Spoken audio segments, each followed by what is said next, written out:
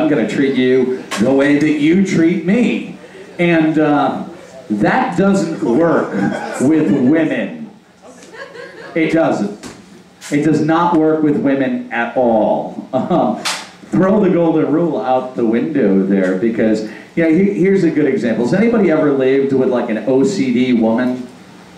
A woman who's like completely OCD, okay. I lived with a woman for a while who literally, after she was done with the grocery shopping, would take every item out and write her name on it with a Sharpie marker.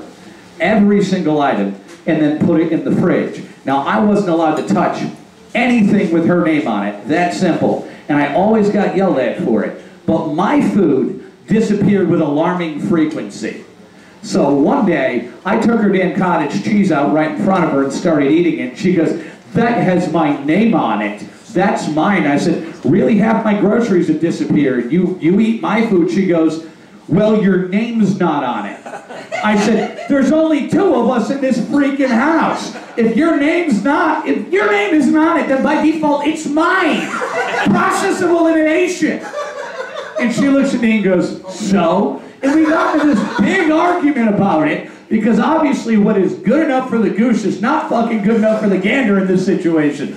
Well, later on, I'm sitting in the living room watching a DVD and trying to ignore her existence, and she keeps coming out and like walking in front of the television and shit to get my attention. I figure she's just trying to start the argument up again, so I just ignore her and turn the volume up.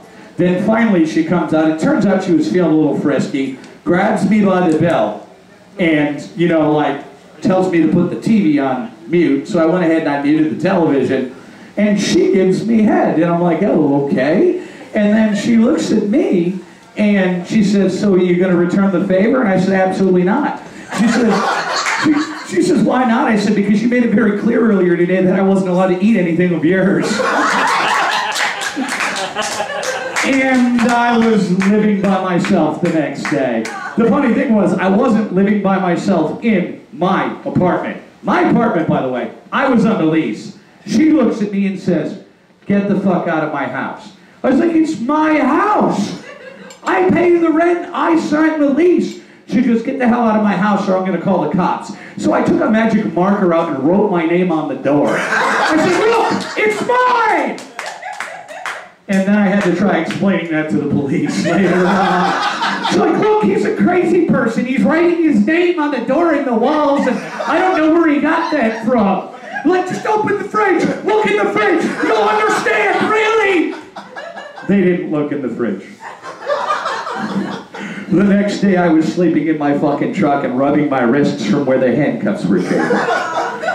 And sometimes handcuff chafing can be a good thing. This wasn't one of those situations, but I'm sorry, it was kind of rough.